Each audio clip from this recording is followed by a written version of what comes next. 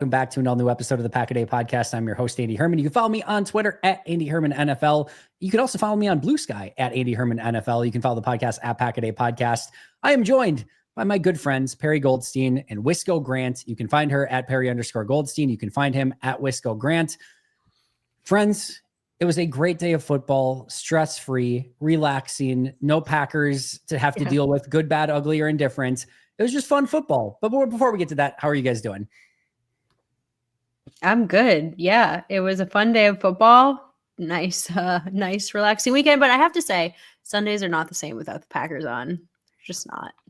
It's fair. Grant, how are you doing? I'm doing well. From a content perspective, I didn't miss watching the Badgers, but not having either football team playing this weekend, it's like it was just a quiet week.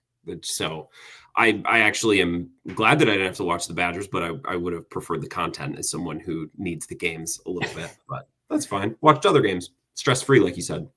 Well, you get to go all in on what the Milwaukee Bucs are, or should say are not doing. So you have that as content this week for sure. That's, I'm sure, to get some takes on it. But yeah, we had no Badgers, we had no Packers, but we did have a fun day of football overall. And that brings me to right away. I'm just gonna do it because I love to do it.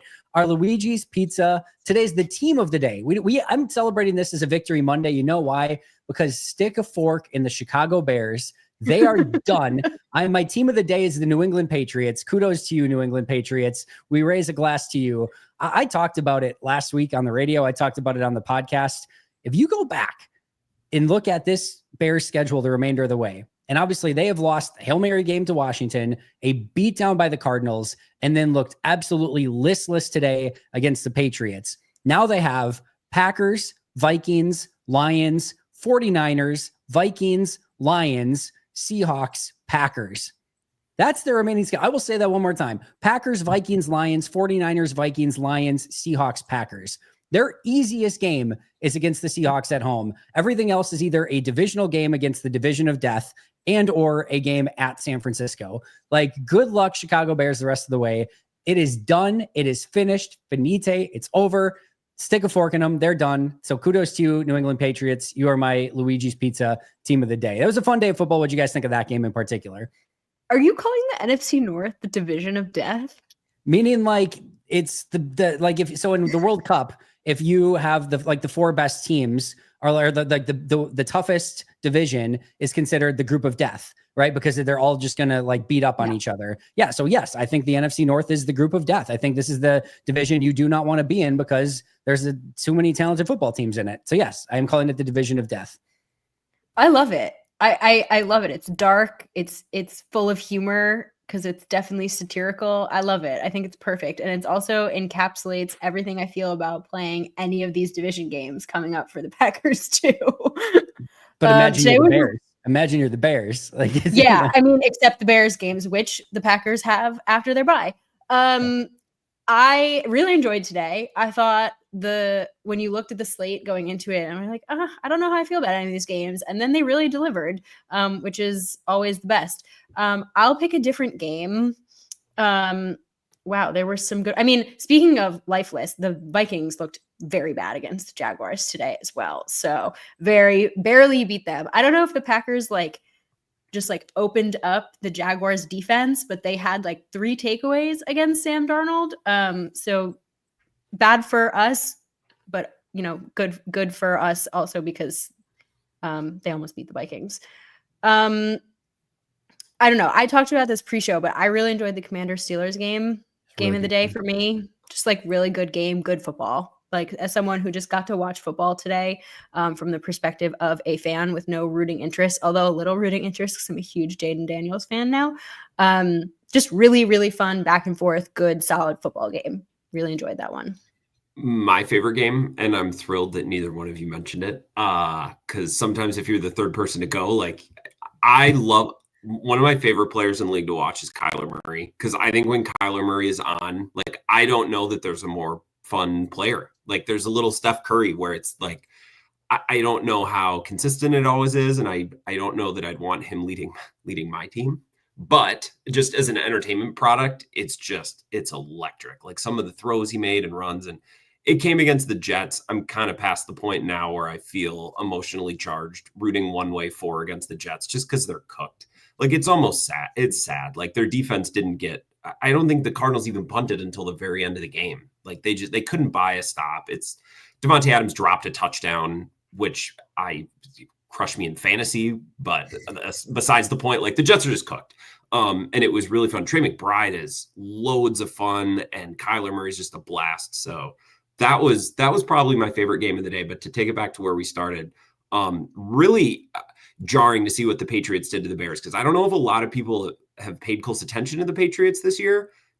That's a coaching staff that most fans in Boston don't really believe in. You have coordinators that have never coordinated or called plays before. Gerard Mayo, like, picked the wrong direction of the field last week, and then Drake May was talking about throwing into the wind in his postgame presser. Like, it's like New England's been a mess, and for them to handle, like, Chicago could do nothing today.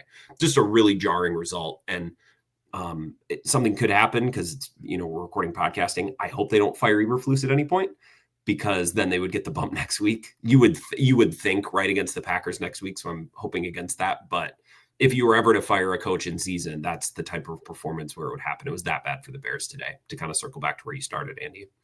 The offense looked like they quit in Chicago. And that's always a sign of, like, oh boy, you probably need to do something. I don't know where they go. This is going to be another situation. And I guess it's really difficult to fire anyone at 4-5, right?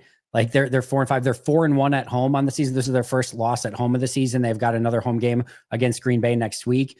But it's really, really difficult to look at the Chicago team and say that there's any hope really from here on out. And they're going to end up in the same cycle where they've got this new quarterback and they're going to have to nuke everything around him and start everything from scratch.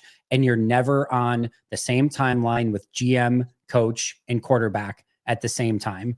And, like, their defense is still pretty good, although they had their issues again today. You obviously had the Tyreek Stevenson play a couple weeks ago, which garnered a lot of national headlines. They are just in a terrible, terrible, terrible spot. And, like, if you look at it, this was the Bears on offense today. Punt, punt, punt, field goal, punt, punt, punt, punt, turnover on downs, turnover on downs. They had 59 plays for 142 yards. 59 plays, 142 yards, 2.4 yards per play, 2.4 on average per play, 3 total points at home in Chicago, where the fans rained down boos on the offense the vast majority of the day. And then, like I said, they now have that murderer's row of a schedule the remainder of the way. So it is a nightmare situation for Chicago, which we don't mind.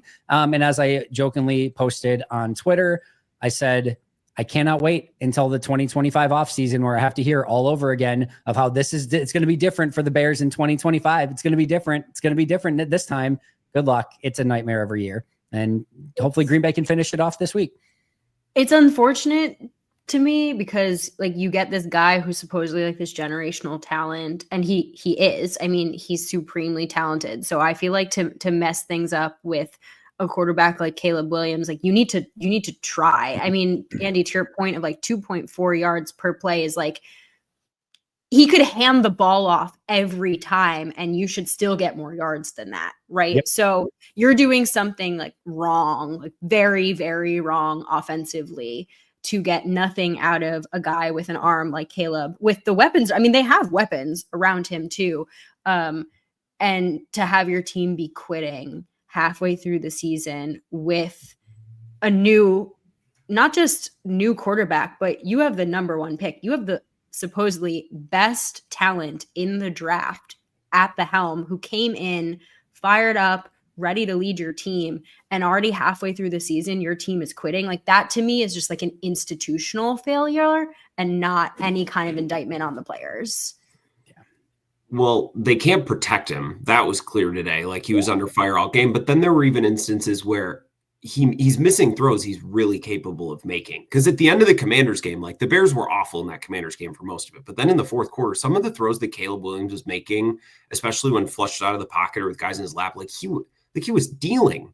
Like, he's very capable of making these throws. And point to your point, Perri, with these wide receivers who on a lot of these routes, they've seemingly quit. Like, yeah, okay, you can say they've quit on the coaches, but they're also quitting on their quarterback. And he's got a line who can't protect him. And now he can't trust these receivers to snap off the routes the way that they're supposed to. And I don't think he can drop back or release the ball with any confidence. So Bears were a rival, but I almost feel bad for Caleb. It's like, well, what's he supposed to do? Yeah. And like they could kind of run the ball today. Like the Patriots don't have a good run defense, but even that, like they just had nothing to lean on. And for a young quarterback, that's such a tough spot to be in. And I think that has to do a little bit with the guys around him. And I won't say they're hanging him out to dry, but they're certainly not making life easier on him. Yeah. I hate watching like these really young, talented rookie quarterbacks kind of get thrown into the fire and then just like flame out, because we see it every year. And it's really sad to watch them get drafted into situations where they don't get to thrive. And it's not to say that every quarterback needs to sit in order to thrive. Like some players are ready to start and can do that, but it really is up to your point, Grant, everyone around them to step up, and also the coaching staff, the trainers, the GM, everyone to like put them in a position to succeed. I mean, we literally watched the Panthers bench Bryce Young and then bring back Bryce Young, and now they're on a win streak, which is awesome, and I love that for him. But like on the flip side of this game, you're seeing Drake May step in, right? And the Patriots were very adamant about not starting him this season. They had a vet guy in the building. They wanted to see Jacoby Brissett first. They wanted Drake May to like take a few games, and then when he was ready, they put him in there. And it's halfway through the season, right? It's not like he sat for forever, but he's like looks so much more just like comfortable and developed. And like, yes, maybe people don't love the decisions that this coaching staff has made, but like at least for the quarterback, he looks like he's like in command of this offense, even if it doesn't look pretty and perfect all the time. And it's the same with a bunch of other rookie quarterbacks around the league. I mean, not everyone's going to be Jaden Daniels or CJ Stroud who step in immediately and are amazing. But you have to know who you have and set them up to succeed. And the Bears just repeatedly don't do that. And I think when you look at this Bears team, a lot was made out of, they got him DeAndre Swift, and they got him Gerald Everett. They got him Roma Dunze and Keenan Allen. And of course, DJ Moore was already there. That was great. You could see from a mile away, the offensive line was not there. And you're doing so much more harm than good if you don't build that offensive line around a young quarterback first and give them the time, because things are already flowing so fast for a young quarterback that now if you're having a leaky offensive line that can't pass protect in front of them, it speeds everything up and you're just in total no man's land. And it's not to say that like you can do the reverse and have a really good offensive line and give them no weapons either, because sometimes that can be an issue too. You have to have at least somebody that you can go to in those situations. But even then, I would still much rather have it be you build the offensive line and then build the weapons up after that if need be. And more often than not, weapons become available. We've seen Amari Cooper get traded, Devontae Adams get traded, DeAndre Hopkins get traded. Like we have seen wide receiver after wide receiver after wide receiver come available,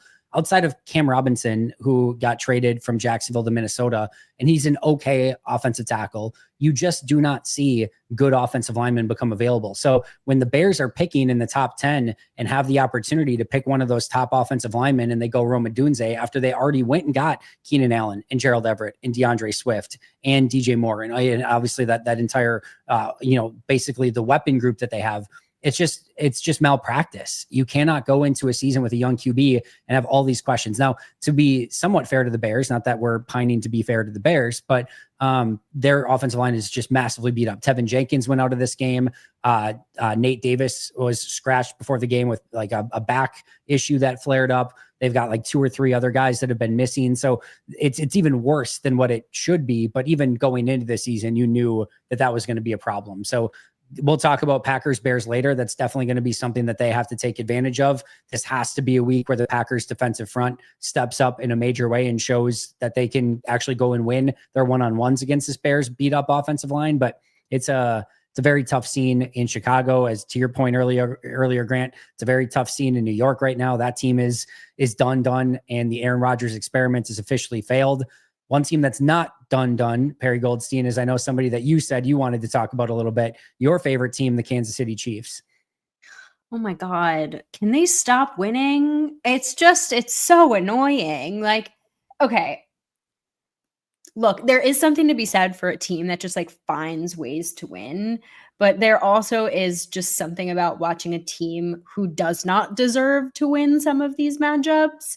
They are not nearly as good as any of these past Chiefs teams, and they just keep winning and they're still undefeated. And it's just not fun to watch, quite frankly. I find it really frustrating and annoying, and I can't imagine like being in their division or playing them at all or being in the AFC because but I do think, because you mentioned this before we started recording, Andy, that it's going to catch up with them at some point because they are going to play a more formidable opponent and they are actually going to be tested. And I'm looking forward to seeing how they actually stack up because, they played the Ravens, but it was week 1.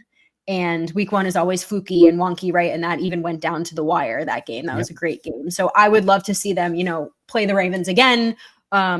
Or another, one of these. How about next week? Chiefs at Bills this coming week. Yeah, I was just about to say they're going to play the Bills, right? So I would love to see them actually go up against like a playoff contending team and see how they fare. Because if they end up stepping up and they win, then okay, maybe the Chiefs are just the Chiefs and this is who they are and they just find ways to win.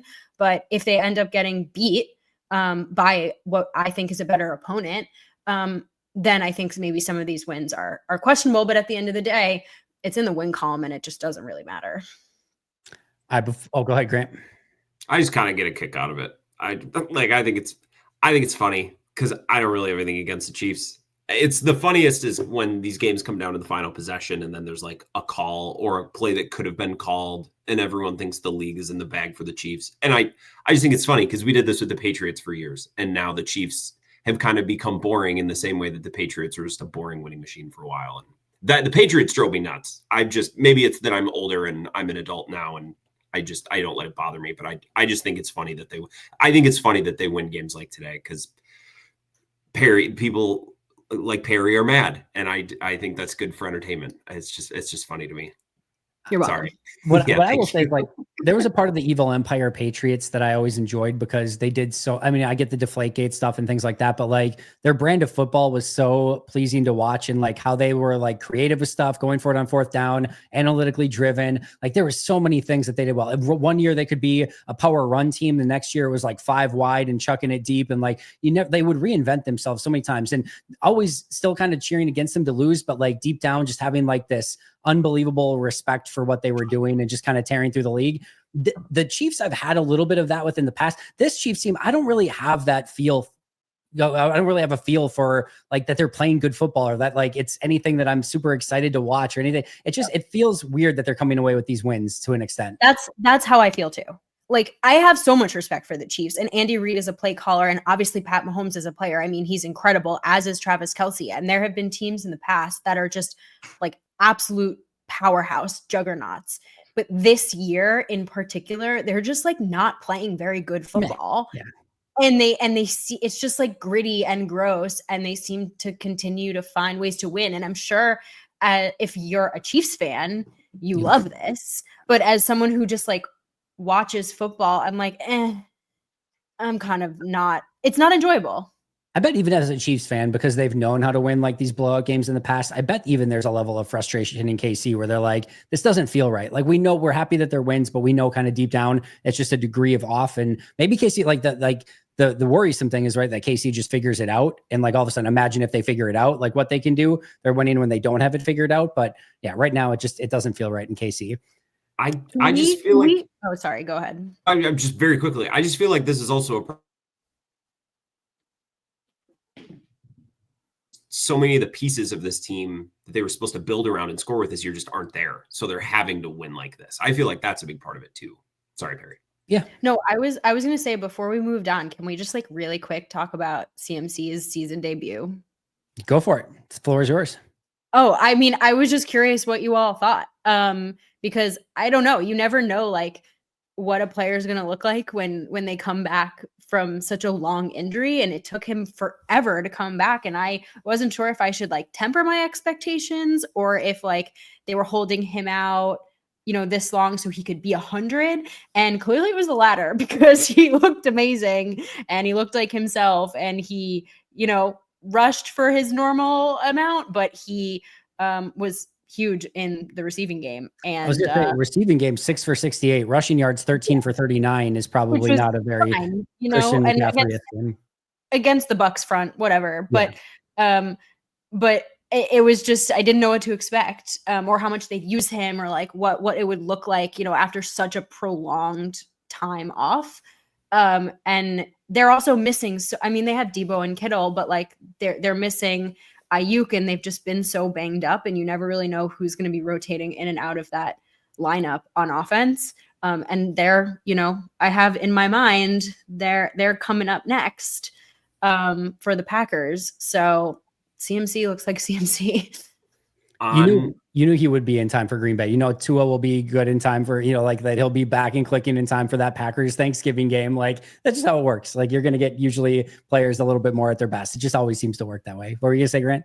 Well, and the Packers, that luck kind of evens out because they got the Rams the week before the Vikings with no Nakua, or shortly before the Vikings without Nakua and Kupp. My takeaway from the Niners game is I feel bad for Baker because they've lost 4 in a row. They lost to the Ravens, the Falcons by 5, the Chiefs by 6 because they lost a coin toss in overtime, and then they just lost to the Niners by 3. And I just feel like if they had Evans or Godwin, they probably win some of those games. Like they're playing good football. We're doing our picks on the radio every week, and I'm just kind of like picking the bottom to fall out on Tampa at some point, and they just don't die. They're losing, but they don't die. Like I just have a lot of weird respect for what they've done, given that they've lost 4 in a row. They're literally the anti-Chiefs. You're very like respectful of what they're doing, but they find ways to lose every week. Whereas the Chiefs are like, this isn't fun, and they find ways to win every week. So Tampa, KC are juxtaposed very much in that way. All right, before we get to, I want to get to our bold predictions. Just really quick, I want to ask you guys this as we kind of wrap up, obviously, the bye week in the first half of the season. I want to ask you each. Grant, I will start with you. Do you feel as confident, less confident, or more confident about the Packers now than you did going into the season? That's a very good question. I feel like I could say both. I feel like I could say either. If their record was, so they're 6-3. If their record was lesser by a game or two, then maybe I'd say less. But the fact that they are in the spot that they're in with their quarterback missing games and just with all the muck and mud that we've seen, the ceiling that we all dreamed about before the year is still very much there. And I, in a long season, believe that a team has to go through ups and downs, and they're experiencing ups and downs. So I guess I have to say higher. Like I still feel really, really good about this team. That's not necessarily a guarantee that they're going to get there, but I think they absolutely can. Nothing that I saw in the first half precludes them from getting there. Nothing was disqualifying in the first half before the bye. Let's put it that way. Perry? You had more time to think. I even gave Grant, you had time to think while Grant was talking. I was going to say. The way you phrased it is interesting because it's a hard one to answer because like when your expectations are so high going into the season, you almost like set yourself up for disappointment. But I'm with Grant, I think 100% on this, where like, and I think we'll probably get to this in our predictions, but like I'm still really high on this team. And I feel them like building towards something. Like I feel them reaching this like pinnacle of sorts. And all that matters is getting hot at the right time. And to our point about the Chiefs right before is like, when your record's good, if you figure it out, then like, okay, watch out, and I feel like that's a little bit where the Packers are at. Like they've been finding ways to win, and it hasn't looked pretty all the time, and it hasn't maybe been like beat downs on bad teams that we've been hoping for. But if that's really where we're at, looking down on it, they're 6-3, and you come out of this healthier. Like this team's really good. Like this team is really, really good. And so I don't know, I guess I'm feeling good about this second. I'm feeling really like optimistic about this second stretch. I will say I feel the same as I did going into the year, super optimistic and feel good. The one thing that gives me cause for concern is the front four, the pass rush. That's the one thing where I didn't feel like there would be a weakness there. I didn't know that I necessarily felt that it would be this like tremendous strength, but I definitely didn't see it being a weakness. And so far, it's kind of been a weakness. And it's really tough to like go on a run in the playoffs if your front four defensively is not playing well enough to, help you win some of those games and help you win some of those games. So that's the one thing where I'm going to need a few more answers in the second half, whether it be from Rashawn, Kenny Clark, LVN, Devontae Wyatt, all of the above, some of the other guys. I don't care. If it can be Aaron Mosby can go on a heater for all I care at this point, but somebody needs to give me a little bit more reason for optimism in that front line. And if that can't happen, then I have legitimate concern that this team could reach the ceiling that they need to, but I'm still extremely optimistic about the team as a whole. And if anything, like you guys kind of both alluded to, the fact that we haven't even hinted or sniffed at their best football yet gives me hope, because I think they really will at some point. And if that comes at the right time, sign me the hell up, because that will be a very fun December, January, hopefully February at that point. Thoughts on that? So the Preston Smith trade this week was actually like a nice touch point for, I think, some conversations about the front four, because it forced us to discuss and like talk about a scheme change and how that can have real tangible effects on certain players who are used to playing certain ways. And Kenny Clark always comes up because we're judging Jeff Hafley on his ability to maximize the players that Joe Barry had, right? Like, how do you get the most out of these guys? And scheme is a part of that. And I think it makes total sense why Preston Smith, especially as he ages, wasn't totally his best self this year. I don't get the scheme thing with Kenny Clark. It's like, I don't understand how a defensive coordinator could be like, hey, great player, not for me. Like, how do you not have a spot in your scheme? And I'm not saying that it's scheme. I'm trying to figure out why Kenny Clark hasn't been the player that he's been so consistently his entire career. So if either of you guys had thoughts on the scheme and the connection, I guess, or lack thereof, to Kenny Clark's lack of performance this year, I'd love to get into that, because I think that conversation kind of started with Preston Smith's departure last week. Grant and I talked about this on the radio. And I said, Auntie, to be honest with you, I don't have an answer. Like, I really don't know why Kenny, because my only thought is that it takes Kenny like half a season to become Kenny, and in November and December he just like turns on. That was a little bit in jest, I say. And my second is like, my only other actual analytic point was like, I would love to see having Devontae Wyatt back next to him, like what that does to aid in his ability to like win his one-on-ones. But Grant's counterpoint to that was Kenny's never really had strong guys next to him, and he's always found ways to win. So I don't know if that's really an answer at all. So would love your thoughts. Yeah, one of the reasons why you usually don't mind trading for a pass rusher, defensive lineman, edge rusher midseason, or doing something like that is because usually the job description is pretty simple. Like obviously there's some scheme things that go into it. Obviously there's some responsibilities within the scheme and within a certain play that you're expected to make and things you're supposed to do. But for the most part, your job description is pretty simple. You have a person in front of you that is trying to prevent you from getting to the point that you would like to get to, whether that be the running back or the quarterback. And it is your job to take that person that is in your way and somehow discard of them and get to the place that you want to go. And it's obviously oversimplifying it by stating that, but I honestly, quite frankly, at the end of the day, don't care if you are at the defensive end position, rushing from the interior, over center, standing up, hand in the dirt, wide 9, 3 technique, 5 technique. I don't care. Find a way to beat the person in front of you.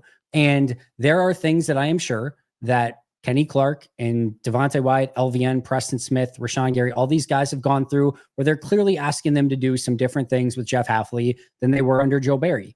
It's not like this entire group as a collective was exactly tearing it up under Joe Barry either. And a lot of people, myself included, thought that this specific scheme where these guys were going to be able to go and attack more would allow them to maybe take off and even be better. A lot of people were really wanting Rashawn Gary and LVN to have their hand in the dirt. A lot of people really wanted to see Kenny Clark and Carl Brooks, Devontae Wyatt as more attacking players that could get up the field and not have to do as much thinking. I think a lot of people, again, myself included, thought this was going to be advantageous for these players. Now, I am willing to give maybe even, let's just say the half of the season that it took to maybe get your feet underneath you and understand the defense a little bit better and find your bearings in it. Okay. Well, we've gotten that past us in a best case or a worst, whatever you want to view it. Like we've got that part behind us. Now, second half of the season, you've got to buy, you've got time to let everything sink in. It is time to go. And again, I don't really care where people are lined up, how they're lined up.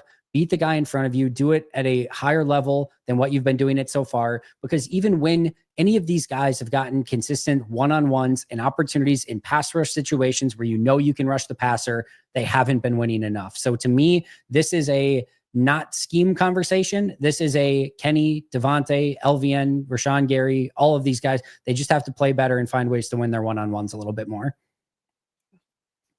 That's how I view it, at least. Yeah. That's how I view it as well, but I don't watch the all 22 and I don't know scheme super well. So I am more than happy to fully and wholeheartedly agree with you on that. Deal. I just didn't know if there was because again, like, it's not like Kenny Clark is this hyper specific player. He's succeeded in multiple defenses for a long time. Like he's been the most reliable, I think, consistent player on this defense for a while. And he's still very much young in his athletic prime. So I don't really get it either, but I don't want to chalk it up to scheme. And I think some fans have done that just because it's an easy talking point. I don't really know that it makes sense either. Yeah, I don't think it's a scheme thing. Hopefully everything is sorted out during the bye week and they can come out and play strong against that Chicago Bears offensive line that we talked about, not exactly very strong in and of themselves. So it'd be a nice way to get a start for that front in the second half. All right, let's get to our main topic for today, which is our bold and spicy predictions for the second half of the season for the Packers. Who wants to go first? I'll go first if you guys want. Go for it. You said you have a bunch of them, so why don't you go bunch. first? Because I don't have as many. All right, what are we going to go with first? All right, Jordan Love will throw 3 or fewer interceptions the remainder of the regular season. That's where I'm going first with my bold and spicy take. I do not believe this is a systemic issue for Jordan Love. I don't believe he's a gambler. I don't believe he's a gunslinger. I don't believe he is a quarterback who likes to put the ball in harm's way as much as it will seem. Now, maybe there's a tip ball, something in here there that maybe makes it go a little bit above that into a fluky play here, there, a Bo Melton falling down and the ball goes right to a defender. But I think Jordan, at the end of this stretch of regular season games, 3 or fewer I'll add a caveat, 3 or fewer interceptions that are his fault, like legitimately his fault, that aren't a fluky bounce play here or there. So that's where I'm going with. I think he takes much better care of the ball. I think in his press conference at the end of last game, you could really tell like he felt it. He understood it. He knows the assignment. He knows he has to do a better job taking care of it. I trust him. I trust Matt. I trust Tom Clements. They're going to get it cleaned up 3 or fewer the remainder of the season. I'm with you.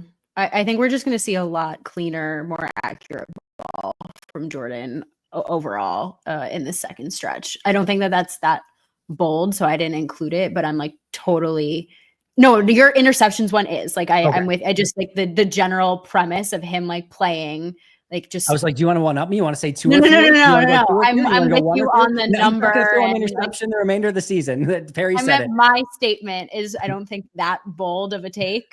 But I'm with you. I do. I think there is probably was a decent amount of like introspection this past week on ways that he can take care of the football better.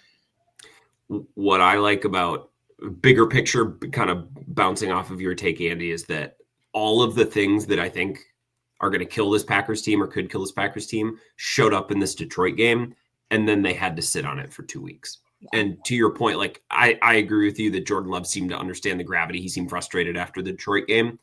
And you're talking about drops, pre-snap penalties, kind of hammer-headed penalties, which Matt LaFleur said, all right, if those take place, you can just bring your helmet and come over to the sideline and watch the game with me. Like all of those things happened in the Detroit game, and then they went on bye for 2 weeks and they had to stew on that. And I think hopefully if this team's made of the right stuff, that leads to cleaner play and a lot of those issues being resolved, starting with the Bears. Go beat up on another division opponent, because it seemed like they were really frustrated. It's like, man, we can't keep doing this against Detroit, Minnesota. We got another crack at it with this bad taste ready where you're going to want to get that out of your mouth. I like how this lines up kind of along those same lines. Interceptions, obviously a huge part of that. Yeah.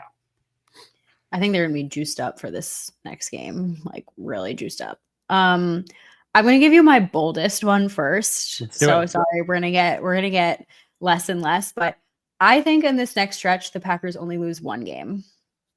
In like the remainder of the regular season? The remainder of the regular season. Wow.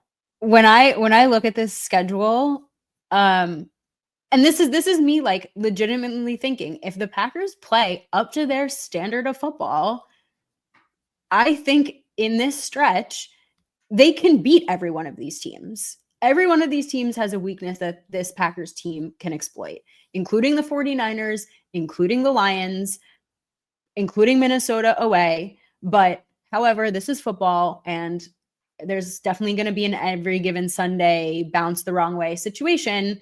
But I won't say on this podcast they're going to go undefeated, because that would be like extremely unrealistic. However, I don't think it is unrealistic to say that they could go down this stretch and only lose one game if they play up to their standard of football. Like, we watched them get hot at the end of 2023. We watched them go to the Cowboys and drop a 40-plus burger on them. Like, this offense, and I think this defense is better than they were last season, even with the issue of the pass rush. Like, they can be a powerhouse juggernaut offense if they clean up the interceptions, if they clean up the penalties, like we literally just discussed. They're just like one or two like stepping stone building blocks away from getting back to that kind of ball. It's right there. I'm gonna add on that, because I will just nuke one of mine right now, because now mine seems lame in comparison. But I said Green Bay will run the table in the division the rest of the season. They'll go 4-0 against the NFC North. They're going to beat the Lions in Detroit, Minnesota, Chicago and Chicago and Green Bay. It's 4-0, run the table against the division the remainder of the year. Grant's looking already like he's stunned, he's shocked, he's offended and hurt. Well, okay, so two things. First, my brain is like, I did not bring the heat to this podcast to match the both of you. But then the second part is, okay, I could totally see them beating the Bears twice. Going to US Bank and going to Ford Field, I think that's the hang up.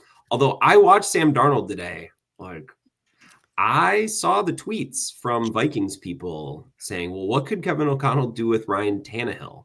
And I saw like one or two of those. I'm like, oh, so I don't know. I could see it with the Vikings. I could totally see them going to US Bank. I think US Bank is genuinely one of the most difficult places to go play in the NFL. But when you're used to playing there once a year, it takes some of the shock and awe and the panic factor away. It's still a difficult place to play, but you kind of know what you're in for, right? You're not walking into this big surprise. So it's still a massive uphill battle to climb. I don't inherently disagree with either one of your bold takes about the record in the division or otherwise, though. If this team plays well, I could totally see it happening. My other thing is that if I were to guess on which team they lose to, it would be the Lions. However, it's very difficult to beat a team 3 times, Detroit. So just saying. So you're maybe predicting that Green Bay is going to see Detroit again later in the season. It's possible. Yes, very likely. I see how I read between the lines there. Mm-hmm. All right, Grant. Now that Perri and I have exhausted everything, what would you? How you have any bold predictions left, Grant? I do. I was gonna say I thought I was missing something. It's like when? Okay, so that would be 1. Then would be 2. So going back to last year, I thought they won there last. Perri the 7. So I'm glad. I don't know if this is a bold prediction or more. I just think the most important body parts on this entire team are the soft tissues in Jaire Alexander's legs. Like if those things gotta be okay in the second half. Because I think when he's out, that back end of the defense, everyone slides a spot, right? And I think Evan Williams, we saw his value. And we've seen Xavier McKinney's value. He's been in the lineup, and we knock on wood that continues. But I think they have a group of safeties they really like. And Javon Bullard hopefully is only going to get better. So if one of those guys goes down, I feel okay about that group still. I think their defensive line is so deep. And part of the problem is they don't have the star guy leading the way. But if one of those guys goes down, it's like, okay, well, they have 4 other guys who are in the same neighborhood. If Jaire's down, I mean, that star power is really important in the back end of the defense. And it's really scary because I could totally see it happening where they're red hot in December. It's like, here we go. And then we get a report out of practice on Thursday. It's like Jaire had to leave practice and his hamstring's jacked up, right? Like we've just seen that before. So I think the value to the defense and the precedent now of the last couple of years of him being banged up. I just think he's such an important player to be healthy for this team to truly have the highest ceiling we think they can have. I think they can win without him, but I don't know if they can fully achieve like the goal of making or winning a Super Bowl without him. I think that's totally fair. Andy, Andy, you said, the pass rush in your mind is the weak link. And I don't know if I disagree with you on it, but I do feel like this cornerback room without Jaire Alexander scares me more than this pass rush. Agreed. Like 1,000%. If we went into a playoff game, without Rashawn Gary or without Jaire Alexander, I would take Jaire over Rashawn in an absolute heartbeat. I don't actually think it would even be a question. Just because I feel like the other guy, and that's not really like a dig on Rashawn, but it's just like what Jaire brings and what the other guys lack in makeup skills, I feel like so vastly outweighs like what the pass rush could make up without a Rashawn. Your best case scenario is they get Carrington in there instead of Eric Stokes. Finally, Carrington and Nixon are on the outside, Bullard's in the slot, Evan Williams and Xavier McKinney are at safety. And it's like against the right team, maybe that's workable. But when you start talking about playoff teams, if it's Philly, you've got AJ Brown, right? Like if it is Minnesota, you've got Addison and Jefferson. If it's Detroit, you have Amon-Ra St. Brown. If you end up, like there's just too many really good teams with really good wide receivers that you are going to need to find a solution for. And that solution more often than not probably needs to be Jaire Alexander. So I'm with you. It's going to be super difficult for them to win anything significant. If, to your point, Grant, if those soft tissues or any other bone in his body is not working the way that it's supposed to, he is a massively, massively important part of this team the remainder of this season. You're rattling off all those teams, and what's frustrating to me, and I have zero interest in ever being I was right about this guy. I just don't care. But we knew all this before the draft, right? And this is when we were kind of getting ready for the draft and trying to figure out what positions or players Goody might target. It's like, well, look around the NFC.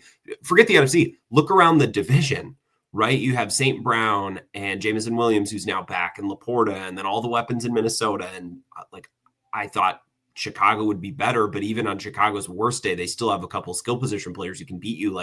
I just don't know that they have the firepower at corner. And a lot of teams don't. I don't know that there's a team in the NFL that's like, if our number one corner goes down, we feel great. It just doesn't bother us at all. Corner depth at any position in the NFL is super hard to find. That's why this league is so competitive. But I just wonder if we won't look back at the end of the year thinking probably could have addressed corner a little bit, because Goody's been steadfast. I like this group. They like the talent they have in house. And maybe it comes together in a way that makes sense that Goody's seen all along. And I hope that's the case, but it just worries me. That's all. There's been a little bit too much overconfidence in the trio of Nixon, Valentine, and Stokes up until this point. It has clearly not been what they expected. They've basically tried to limit as much Stokes and Valentine up until this point as possible by putting Nixon on the outside and getting Bullard in the slot. Even having those Stokes ahead of Valentine still at this point is beyond frustrating. And when Jaire's out, you got to play a lot of those guys a bunch. So yeah, it's concerning. And I do think that is a potential weak point if Jaire can't play. So hopefully that is not something we have to speak into existence. And hopefully he can have a great remainder of the season and stay healthy the remainder of this year. All right, I already did two of mine. So Perri, I will let you go to your second one. Oh, well, we touched on it. So I didn't want to speak too much earlier since I had this in my back pocket. But one of my bold predictions was actually that the interior pass rush is going to be the strength of this pass rush going into the end of this season. I feel very confident that Kenny and Devontae Wyatt as a tandem is going to start to push pockets. And I think mostly because as we're, kind of talking about the Bears upcoming a little bit is interior guys, guards, centers, you get worn down a lot as the season goes on. And we're seeing a lot of injuries along lines and people are starting to have to shuffle, etc. So I think they're really going to be able to exploit that.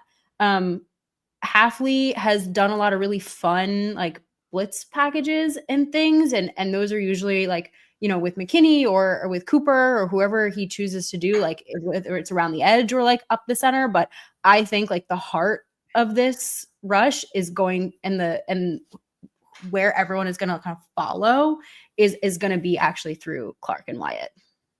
Love it. All right, Grant, what's your second one? I have yet to figure out how to shape this into a take. Here's my bold prediction is that Josh Jacobs' production or workload will go down slightly.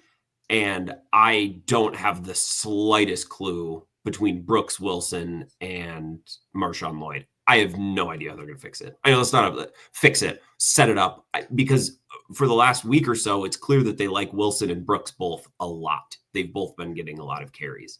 So I guess my bold take, or can it be a bold question? Like, I have no clue who's running back to on this team at all. And I'm not sure the Packers do right now. And I don't know that that's a good or a bad thing. It's just it's an odd spot to be in early November. So I guess more than anything, I just wanted to bring that up. And I'm sorry I couldn't shape it in a hot take or a bold prediction. I just want your thoughts on that. Does it matter? I don't think it matters, but I have a similar one. I'll throw out there.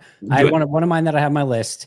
Marshawn Lloyd will find a way to play an important role on the team before the year is done.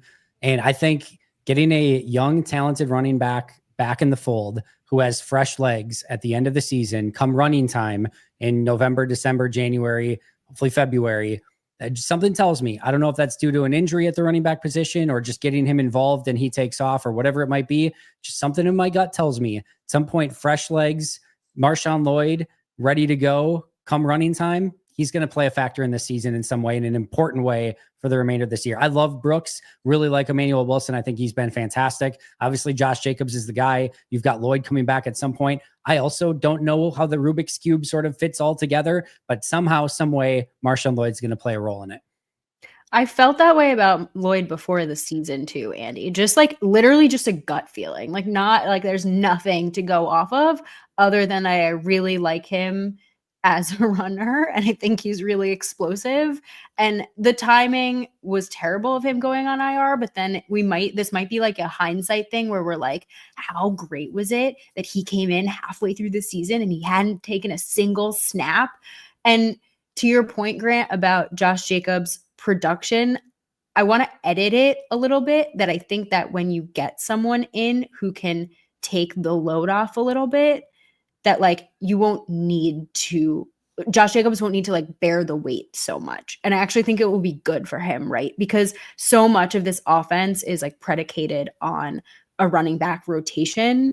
And right now, again, we love Wilson, we love Brooks, they've looked great, but there is a pretty clear difference when they're in versus when Josh Jacobs in, right? In terms of yards, carries, etc., just general production. So I think hopefully, if Lloyd is who we think he is, you can balance it out in the way they used to do with Aaron Jones and whoever his running back two was, keep both legs fresh so that when they are both in, they're doing their best. That didn't end in the most eloquent way, but I think you know what I mean. No, and hopefully his production stays really high. I just hope his workload comes down a little bit because right. Exactly.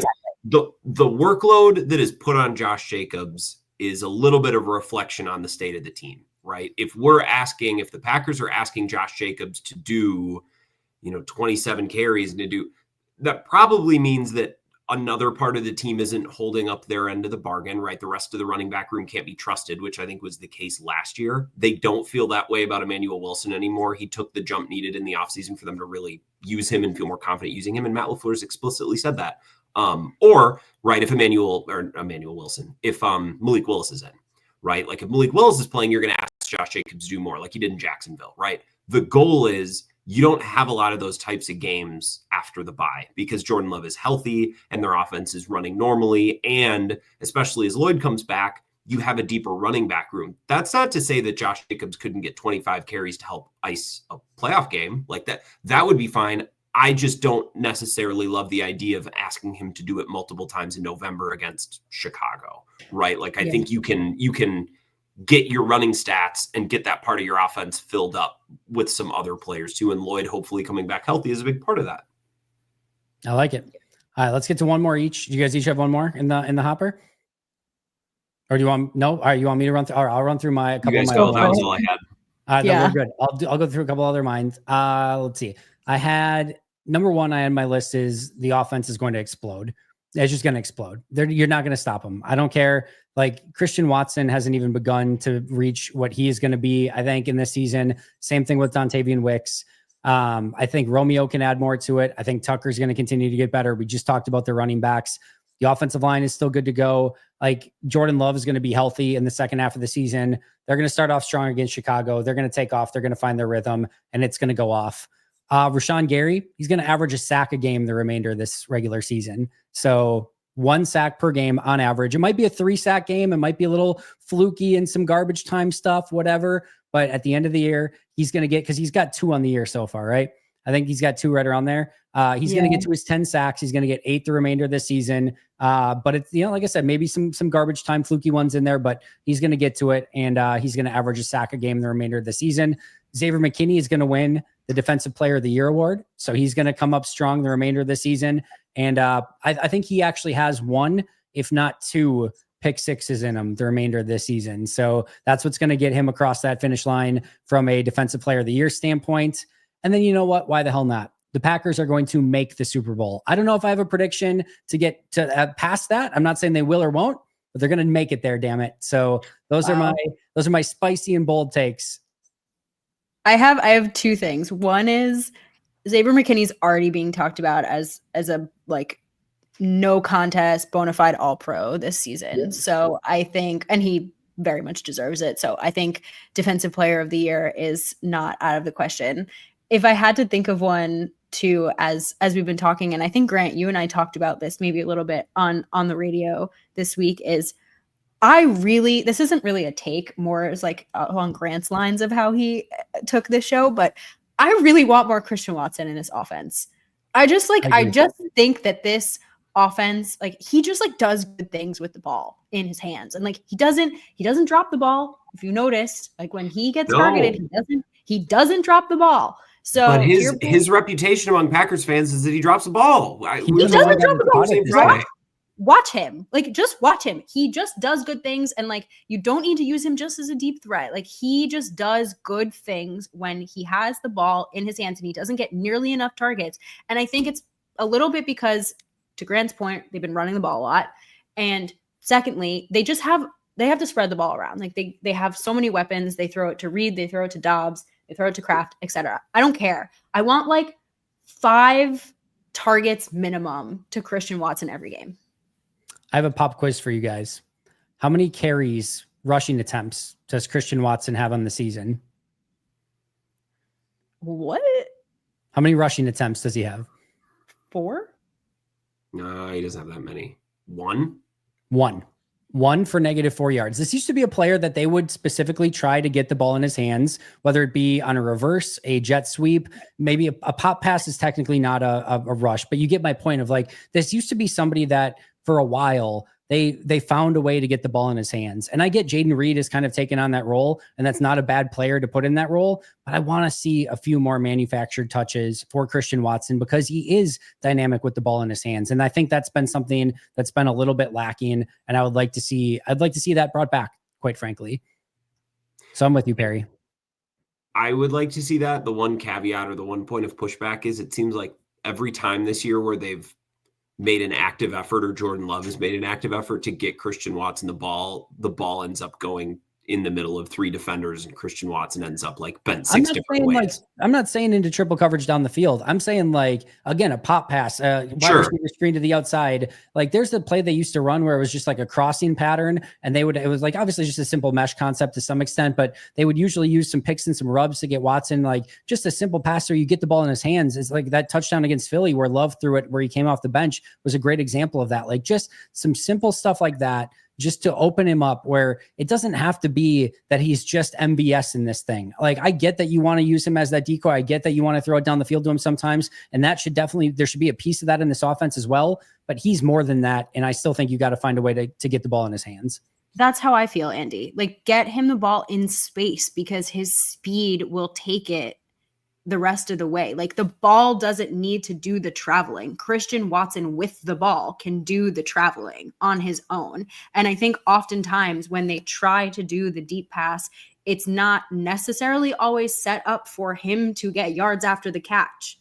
But if you do the simples, like Angie just said, the meshes, the slants, etc., Christian Watson's fast enough to beat a defender and get yards after the catch. Yep.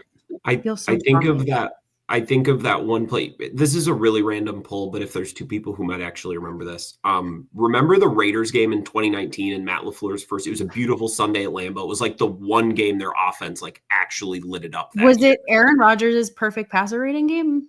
It might have been. I don't know. I just remember I watched it at my grandma's house. I have a very vivid memory. They got it to MVS. It couldn't have been more than like a 7-yard slant, him coming across, and then he turned it up the sideline and he scored. It was like 50 plus yards. Like it's that type of play. That was the one time with MVS they ever actually did the thing that you're kind of talking about, Perri, to your point, where it's like the ball doesn't have to do the traveling. And I 100% agree with that. That's an MVS play that I thought of. For whatever reason, the behind the line is like the rushing attempts for the wide receivers haven't seemingly been super effective recently, but they don't have to be carried. To your point, like it doesn't have to be a pop pass or a sweep. It could be something near the line of scrimmage, to get him the ball. But that MVS catch against, they might have even been, no, they wouldn't have been Oakland at the time. I can't even remember. No, Aaron Rodgers threw for 5 touchdowns this game. Because Adams was out in that game and they just spread the ball around. Yeah. Wow. The perfect passer rating game. I was in Italy watching this with my sister. I remember this game vividly. I was at my grandma's house in rural Wisconsin, but I'm glad you were in Europe. Jesus. I was at Lambeau Field, so take that. Yeah, nice. It's probably the only place cooler than Italy. So I think we can say that is Green Bay, Wisconsin. You guys have never been to my grandma's house, obviously, but I'll let you guys have that. It's fine. All right. Last but not least, before we get out of here, Packers open as 6-point favorites against the Chicago Bears on the road in Chicago. Perri, how are you feeling for that game? I feel great. Not to rehash too much of what we said, but just like the reasons why I feel great is because I think this team is going to take the bye week to like really put it all together. And this is like actually one of Matt LaFleur's strong suits as a coach is getting people's head rights post what they deem to be a bad loss. And I would say the Detroit game was a bad loss. To Grant's point earlier, they've had a whole extra week to sit on it. And I think they're going to come out like really raging. And I think it helps that it's against a division opponent who's in a really weak spot and in a place where they can exploit. Matt LaFleur has a fantastic track record against the Bears also. And if I'm not mistaken, this game is at home. The Bears game? Yeah. It's in Chicago. It's in Chicago. Okay. Either way, Packers play well in both places, so it doesn't matter. So anyway, this is like the start of them like getting hot and going on their run and putting it all together post-bye. So feeling good. Okay. It should be all of the things that Perri just said. If this is the team that we think they are, hope they are, praying that they can be, then it's all lined up for them. And I think it's bigger than Aaron Rodgers. This franchise just loves beating the Bears. I think that's like even an extra kick in the pants coming out of the bye. Not that they needed one. They have plenty of motivation coming out of that Detroit game. I feel as good about this game as you can feel about a game in the NFL, if that makes sense. Like obviously nothing is ever certain because it's the NFL, but as good as you can feel about a game in the NFL, I feel that way about this one. Yeah, I like it as well. Feel very, very good about the Packers. The one thing I just can't handle though is like after the Bears have been completely crapping the bed on offense this entire time, I can't take like an opening drive, like 80-yard touchdown drive by the Bears just to like, even if the Packers go on to win 77-7, like even if that ends up being the case, they score 11 touchdowns on offense and they don't allow points the rest of the game. That will still make me upset that the Bears went down and scored a touchdown right away after being so bad. It's just like, just shut them down early, let the offense get the lead and then go to work. I just don't want to see like this Bears get any semblance of like early feel like, oh, our offense is like doing better this week or anything like that. Just go shut them down. I don't want Bears points in this game. I know the Bears defense is good. The offense will probably struggle from time to time just because they are that good when they want to be, but meaning the Bears defense, but I want to see this Bears offense stay in reverse, quite frankly. And I don't want to see some 300-yard performance from the Bears this week. I think the Packers' goal should be to come out in the first quarter and within 8 minutes have every Bears player feeling, yeah, here we go again. We go again. Nothing changed. Totally agree. That's the goal. It's a lot harder said or done than said, a lot easier said than done, but still that's the dream. And that's, I think, leads to the best outcome next Sunday for sure. I want the Packers to go into this game with the role of executioner. Like the Bears are just staggering along. They're like begging for death at this point. They want the season to be over. They understand the writings on the wall. Just go and finish it. Like that's what I want the mentality to be for Green Bay this week. Put them out of their misery. Put them out of their misery. Hell yes. And then do it again in the final week of the season, just for good measure. Just after you've already, that's the final slam in the casket. Final week. Here's the first pick in the draft, guys. Here you go. In Green Bay. I don't think they can probably get 4 wins is probably already going to be too many wins to get to number 1. We'll see. I don't know. Maybe not. What is the... because the Jets and Browns have 2, Jacksonville 2, Raiders 2 wins, Giants already 2-8. Like probably one of those teams doesn't get to 4 wins would be my guess. So thankfully, hopefully the Bears cannot get to that number 1 pick, but yeah. By the way, I really want to see Caleb Williams go on to have a successful career. Maybe it can be another one of these things where like he sucks in Chicago and then gets to another team, hopefully in the AFC, and then just goes out and decides to dominate. But like if the Bears really did like the Jordan of picking Sam Bowie right before Michael Jordan, like obviously the reverse for Chicago this time around, where Jaden Daniels goes to and they got the wrong quarterback again. After passing up on CJ Stroud by trading out of that pick, and then by obviously Pat Mahomes or Trubisky over Pat Mahomes, like would that be a shame? Would that be a shame?